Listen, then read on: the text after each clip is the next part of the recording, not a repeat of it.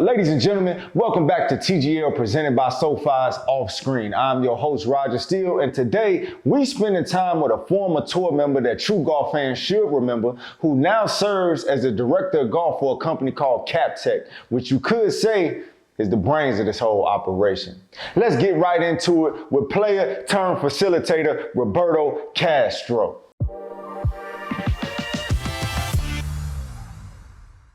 If you were explaining TGL to a complete stranger right now, how would you explain the concept from a competitive standpoint? It is team golf. So you have two teams, 3 players each, going to play a version of alternate shot and then singles. But it's really about 2 teams. There's 6 teams to start. So, Atlanta, New York, San Francisco, LA, and they're playing what I call mixed reality. So you're hitting your long shots into a giant screen, like 100 times bigger than any simulator you've ever seen. And then when you get into the short shots, there's an actual short game area that you'll play. So 2-hour matches, team golf, indoors, on a simulator and using technology like you've never seen. So talk to me, what's the impetus behind you being so excited to jump in on the TGL front? You're starting with some of the best players in the world, right? Like that's the number one asset is you have the true stars of the game that are going to be playing in it. You've got a great ownership group, people like Arthur Blank and Steve Cohen and Fenway that like know how to build a sports brand, know how to grow a fan base. And then you just got a unique setting. I mean, prime time, right? ESPN, it's going to be just unlike anything we've ever seen as far as fast pace. You'll see every shot.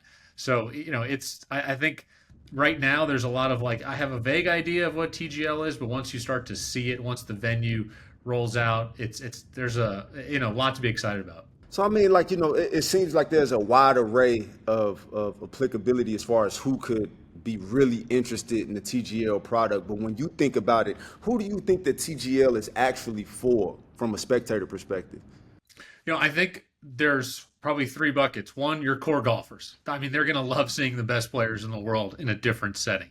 The second would be new golfers. I mean, COVID has seen created a massive growth in the industry. You've got young people, you've got women, you've got a whole cross section of new golfers that came in through Topgolf, came in through simulators that are going to really connect with this. And then third is sports fan. I mean, you're talking about ESPN prime time, right? And I think that's what's exciting is people that really have never stopped to watch golf. They think it's like a sleepy Saturday afternoon type deal. What are they going to think about TGL in prime time on ESPN? So those are the 3, kind of audience fans that I think are going to be attracted to TGL. Yeah, and I've been down, when they've been in development of, the studio and of the technology. I've been down, gotten to play with it a little bit. Have you spent some time on it as well? Absolutely. Yeah, the innovation lab that they have down in South Florida right now. Again, you just get in there and you see what it's like to hit at a giant screen from 30 yards away from it, right? Because most of us are used to hitting a shot in a simulator and then, half a second later it hits the screen. Right. This is different because the scale is so much bigger. You're hitting from 30 yards from the screen. It's really cool. I mean, what were your thoughts? You've been down there, you've played on it. My first sentiment was like, man, this screen is huge, but it still feels missable. You know what I mean? That having a screen that far away, I'm like, man, I do not want to be the first person in this lab to miss this screen. Right. Oh my God. I mean, what's it like, from a reality standpoint, being in that environment? Because there are some enhancements to that indoor facility, right? To that indoor experience. So as a player that plays at the highest of levels, what is that experience like?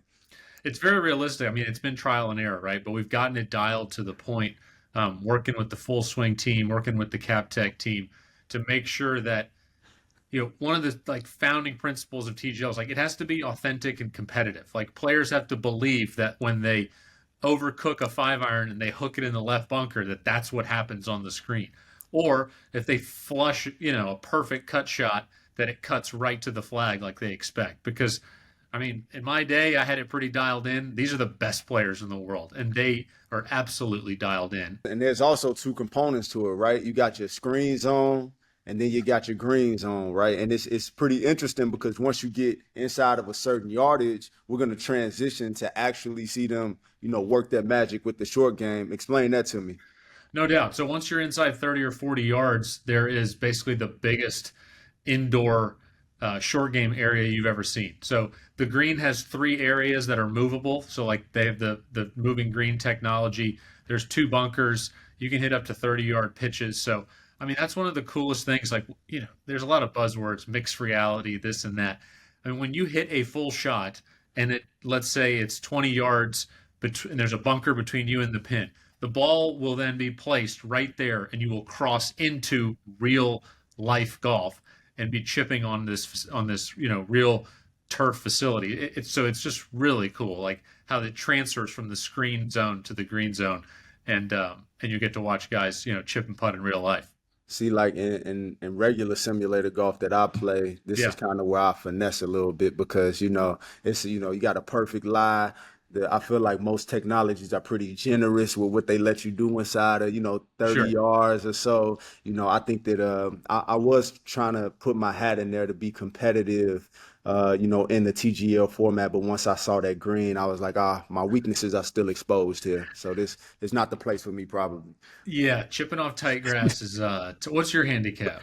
I play till one.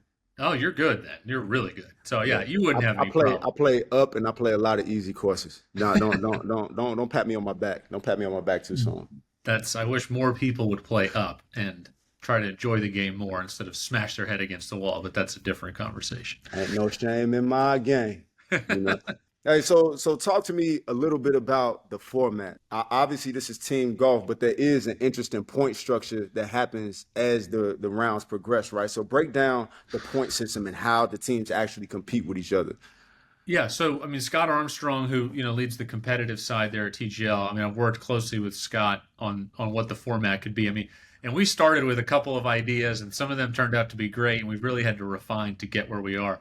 But it's 15 holes. The first 9 holes are called triples. So there's 3 players on a team, and you just alternate shots. It's true alternate shot, true team golf, and there's a shot clock, so it's pretty fast paced. You have to like work with your teammates. Hey, 150. You think it's a hard wedge? You think it's a 9 iron?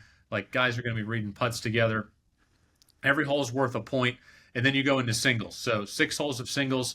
Um, you and I would play each other on a hole, and then our number twos would play each other, number threes would play each other, and you'll go around. So I would play you in 2 holes of singles. So first of all, let's be clear. You would never play me in anything competitive with golf. So let's kill that analogy. But will they play 2 holes in succession, or will it be 1-1-1, or like how will they break up the singles Right. part? So if we're the ones, we would play the 10th hole, and then 11, 12. We would play the 13th hole against each other. So it kind of rotates. It keeps everyone moving, and that's the kind of stuff we had to learn. Like we tried some formats, and we realized like guys were sitting on the bench too long, and they weren't getting involved. So the way it is now, it's really collaborative. It's really team based.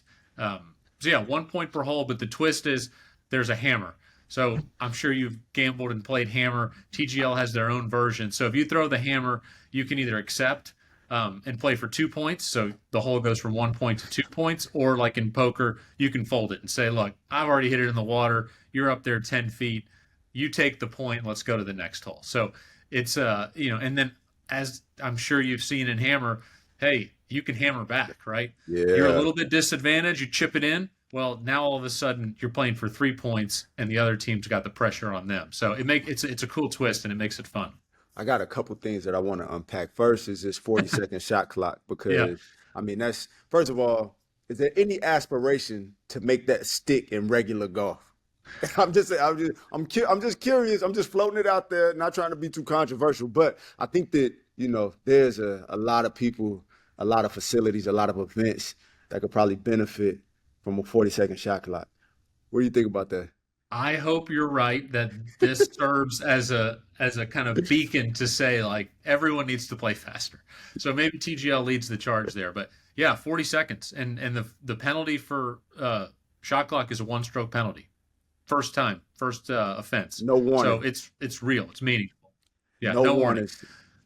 I love that, man. I love that. So then, okay, Yeah. break down to me how overtime works then. Obviously, we got a point situation. We get through the alternate shot, we get through singles, we're tied. How are we settling the ties?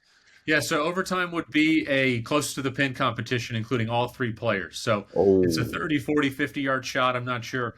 And you'll be hitting into the green zone, which will be fun because, I mean, I love watching the best players in the world like chip and hit wedges. So that's what the overtime looks like. And so is it cumulative distance? Is it, just close two? Best 2 out of 3. So Mm, again, it's head to head. I'd match up with you theoretically. I'm not supposed to say you and I would play each other, we but would never. We would never. But is it so it's the ones versus it's the same competitors as you would have faced in your yep. singles, you go into a close to the pin situation. Now, does each player have the same pin location for the close to the pin, or does it rotate to give them unique looks for every competitor? They all hit the same shot. All They hit all the hit the same same shot. shot. And the other thing that we didn't realize until we started testing it is, let's say you and I are the ones.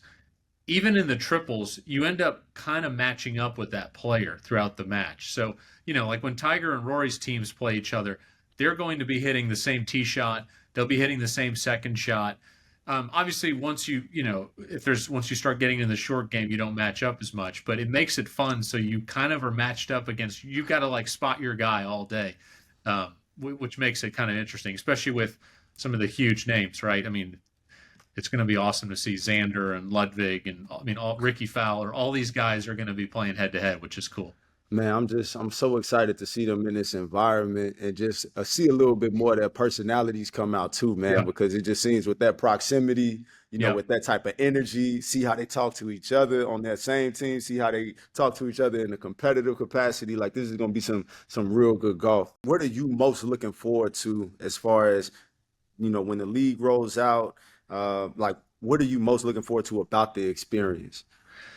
I've played enough, in the test center to know that those last 3, 4 holes they get pretty competitive. So I'm looking forward to the competition. I think, that the cool factor is always a great place to start, but a 10-footer to win or a hold bunker shot to push a hole, from the best players in the world, that is really what is sports is all about. So the competition is what I'm most excited about. No, man, I appreciate the time today. Really looking forward to TGL. Thank you so much for all of your hard work and standing this up. I mean, I think that we're looking at golf for the future, man. This is I about to agree. be awesome. All right, Roger, man. Good being with you. Hey, I appreciate you.